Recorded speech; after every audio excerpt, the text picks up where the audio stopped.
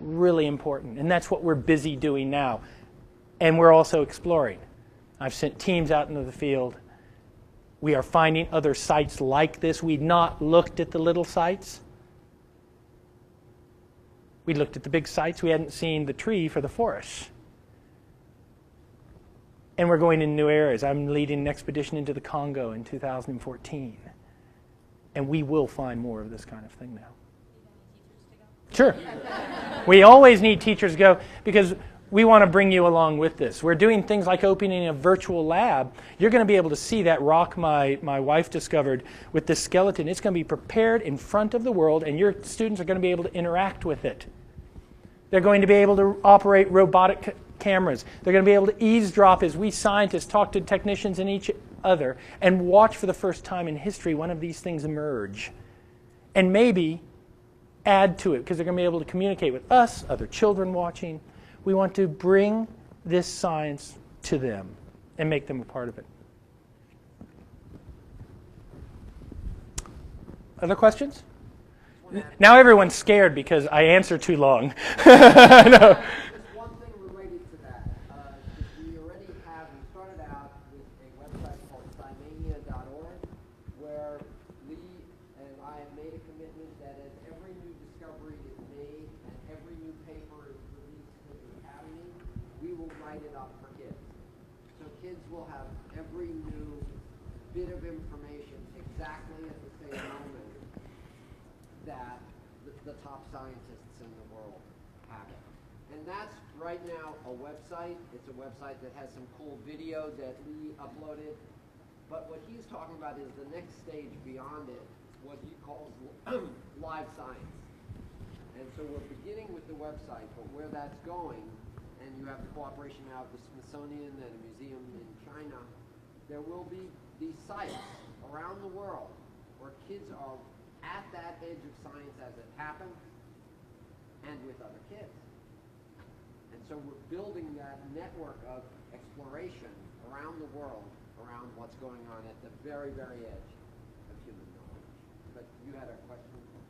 Yeah, I was just wondering, in the picture it looked like a trap, and you said a bunch of different fossils of different animals as well. What was the range of fossil ages that you found? Did it seem to trap them all in that same time period, or was it a wide? What an excellent question. We're exploring that right now, and I can't give you the final answer, but it appears that this entire event occurred traumatically over a period of a few months at the most. That's amazing. And so one of the interesting things about this site is that we're capturing literally a moment in time. Every leaf, every animal that's there would have known each other, encountered each other, interacted. That's amazing. One of the cool things we've discovered, which we haven't announced yet, will actually transform a lot of the way we work on this material from an archaeological or paleontological perspective. The very rock itself is comprised of leaf litter. Now, we spend our entire lives dreaming about creating the ecology that these animals lived in, because it's important to understand adaptation. We use the antelopes and stuff to reconstruct it, and it's very pathetic, our answers. You know, where did they live? Well, a broken woodland with, but we're not exactly sure. We will now be sure. We will know what trees sat outside, probably leaves that fell and went around these bodies and mixed in with them. And that's going to probably be true at the other sites too. We've been destroying the very evidence that we've been spending enormous amounts of energy, time, and resources trying to discover was right in front of us the whole time.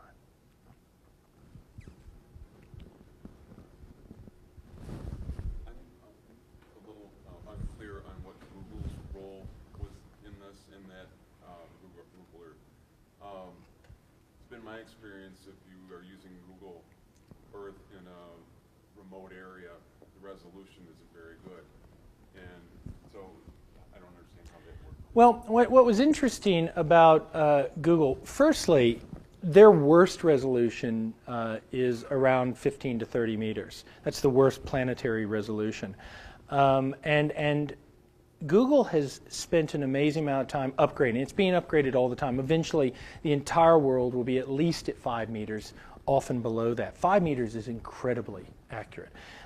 it sounds like a lot, but because of the way pixels work and stuff, you can see a chair at a 5-meter resolution.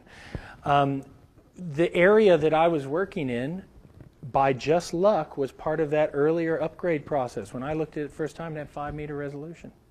Now, having made contact with Google, they were thrilled about the use of this and that, and also things like GeoEye and other areas.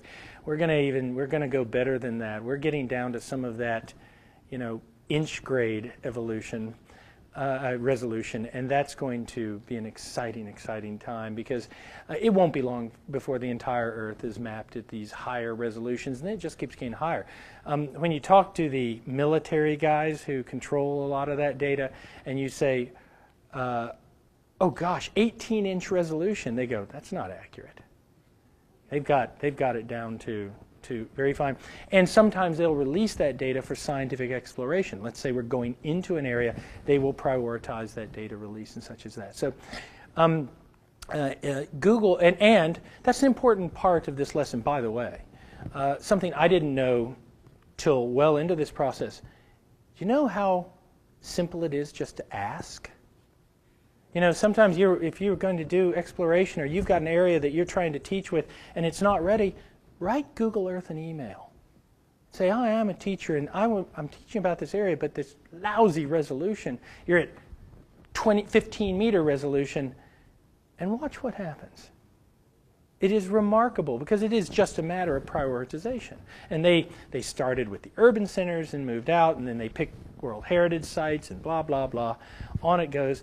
You can be part of that process, again, by being proactive, not just being a passive observer. When Lee was showing you his PowerPoint, that was actually the Google Earth sequence. When he showed you zooming down and those orange blotches, that's actually what was there. Yeah. And so what he needed to see, when he said he needed to see these anomalous features, these collapsed caves, you saw what he saw. It was basically clusters of trees. So that was sufficient for him to know that was an area he needed to go look at. I could also change altitude, sunlight, direction that you can't do on a map. And that was hugely powerful. And then the ability to look at big picture sequences as well as the details of a particular site. It's a fantastic tool. It was very funny. I was just at National Geographic for this award ceremony that Mark was speaking of, and there were some other people like Sylvia Earle presenting and a few other explorers, and every one of us was using Google Earth in one way or the other. And I mean, we were as diverse as a photographer doing critter cams to my work, to Sylvia Earle working under the oceans doing that. Remarkable. It is becoming, it's as important as Microsoft Word to modern science. It's amazing. I was just wondering, when I was looking at the skull, it looked like it had conglomerate over top of it or something like that. Was that correct? It did. That's rock. Yeah, we left rock attached. So I was just kind of interested in a cave. How would you get conglomerate unless it was just a very rapid flood that preserved it? What happens in this situation? All of these caves, they're effectively, the water within them are supersaturated with calcium carbonate. And the water that percolates through the dolomite becomes supersaturated with calcium carbonate. Basically, when something ends up in this, imagine you took a whole bunch of bones, and in this case, it'd be like a filled swimming pool that was full of water supersaturated with calcium carbonate. You flushed all these bodies in, still with flesh on them, surrounded by leaf litter, fine sediments and stuff that was accumulated on the surface, perhaps at the first rainstorm of the rainy season. Flushes them all in just a few meters. They sit there, and because they're still decaying, they produce heat, and they cement themselves, causing a chemical reaction into the rock. It's a common thing that happens to underground miners who are caught in mass flows. They cement them, their bodies cement themselves in. It would normally harden as a matter of course over time, because you're just mixing lime, sand, and water together. And as it dries, it will form a form of cement and be a Jimmy Hoffa situation. But But he's probably still there somewhere, beautifully preserved. Someone will find him. But the beauty of it is this happened very, very quickly. It often doesn't happen very, very quickly, and that's what's made this incredible preservation. I think we take a break then, and yeah, great. Thank you very much, everyone. Thank you.